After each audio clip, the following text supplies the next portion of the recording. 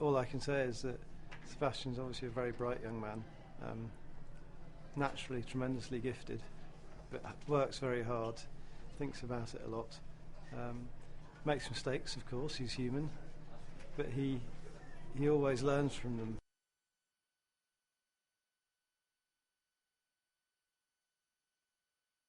Well, they're different in the fact that last year it was unexpected, it was the first title, so that in itself was very special.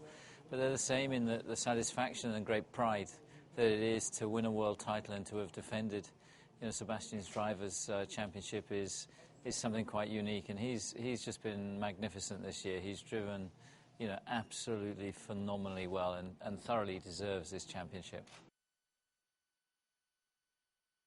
No, I think it was harder, but I think that, as a team, we've just gained strength. We've learned from last year. We've applied those lessons well, and we've maximised our chances so far. So, the Drivers' World Championship is the first part. Obviously, the second part is to retain the Constructors. So, still with 4 races to go. Although we have a healthy points, we take nothing for granted in that yet. But today was hugely satisfying to see, and a very proud moment for every member of the team, every member of Red Bull, to see Sebastian retain and become a double world champion. I think it's huge. I think what he's achieved and the strike rate and the level of performance against some massive opponents. Fernando Alonso, Jenson Button, Lewis Hamilton, Michael Schumacher. They're all current or all reigning or champions that have achieved that in the past, and to beat those guys with the level of dominance that he's achieved is something quite phenomenal.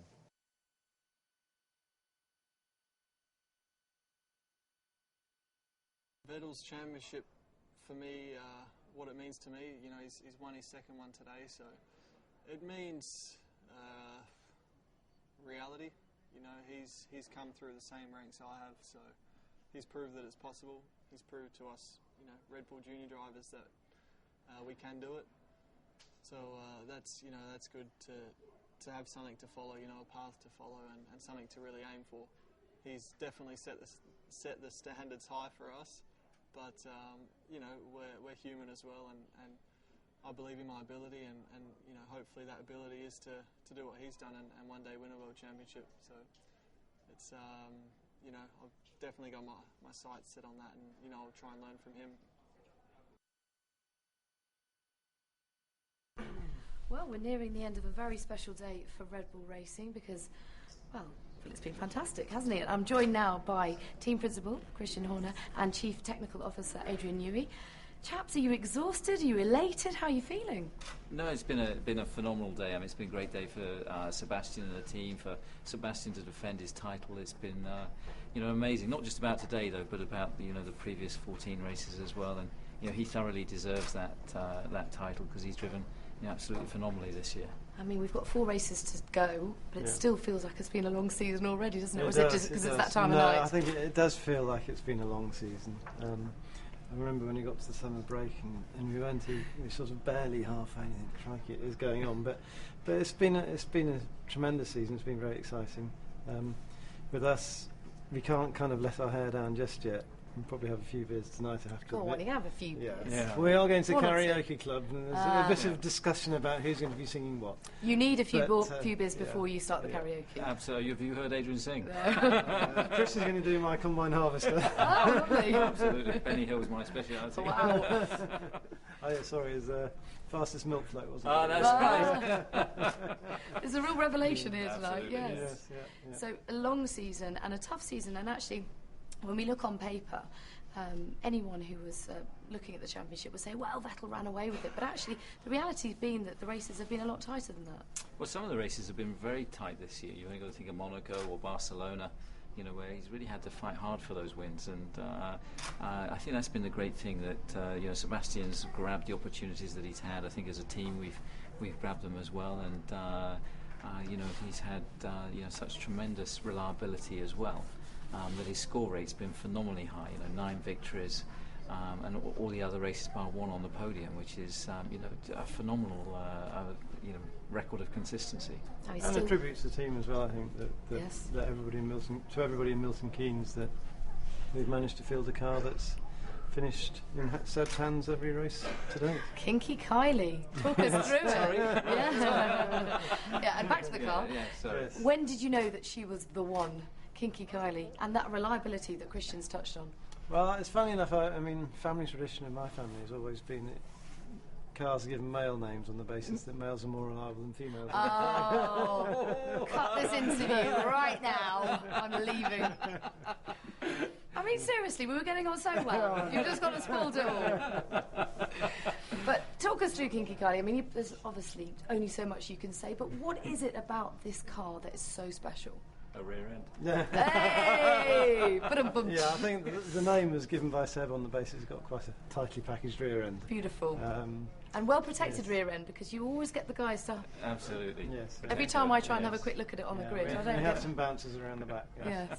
And what about Seb? What separates him from other drivers in terms of maturity? I mean, he's only 24 years old still.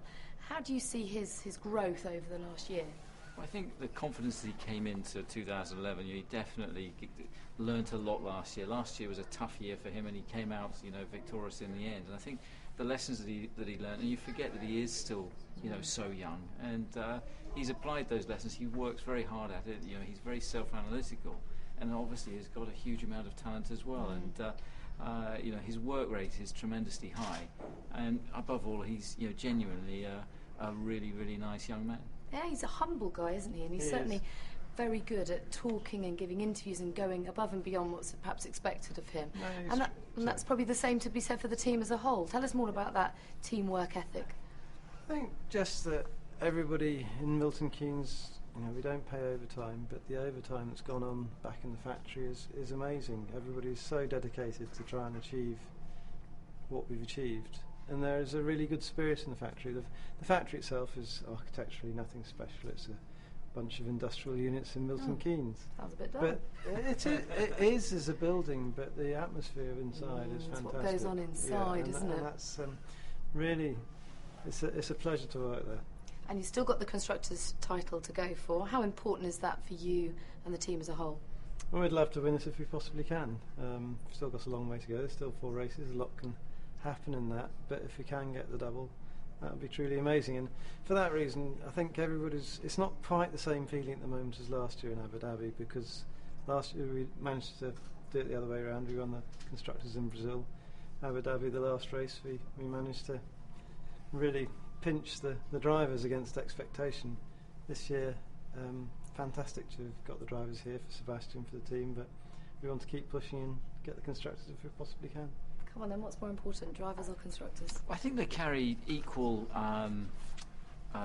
status. I think that's exactly right. I think that the drivers is the one that the public remember, and within the team, I think if you ask the guys on the shop floor, the constructors is the one that the real pride is, because that's where they're measured against their peers up and down the pit lane, and indeed the bonus is paid on the constructors. So therefore, for the people within the team, we were talking about. the constructors is the one that has the real weight to it. But I think from a prestige, obviously the drivers is right up there. So in reality, they both have the same weight, the same value, the same prestige to us. So as Adrian says, half the story is, or half the mission is accomplished. There's still 4 races to go. We've got a healthy lead in the constructors, but a lot of points available these days. 43 for a 1-2 finish. So even though we're 130 ahead, that lead can diminish very quickly, and that's why we're very focused on getting the most out of the next race in Korea next weekend. It's tough, isn't it? Because you could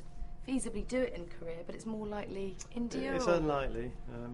As long as we can have a better career than we had last year, where we were leading the race 1-2 and then ended up with a double DNF and no points. Well, that's the point, isn't it? Anything can happen. Yeah, exactly. I mean, as Adrian says, Seb was in the lead last year, if you remember, when the engine let go, and we thought his championship had gone up in smoke, literally, that day, and it seemed a long way home from Korea. So it would be truly, amazing if we could go back there and make up for that result this year. But,